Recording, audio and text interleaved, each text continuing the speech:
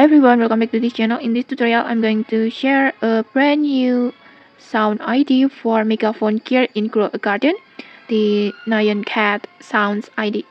So first you need to get a Megaphone. It's a permanent gear that you can buy from the gear shops for 8,000 cycles. And once you buy it, you will have your own Megaphone like this, and it can play custom sounds using sound IDs. And to use it, just equip your Megaphone like this, and then next just tap on this gear icon, this one, and then in here you just need to enter the sounds ID. And for this Nyan Cat sound ID, you must have entered this ID. This one you can see it, and then next just tap on enter. And then to play it, just tap on the Megaphone.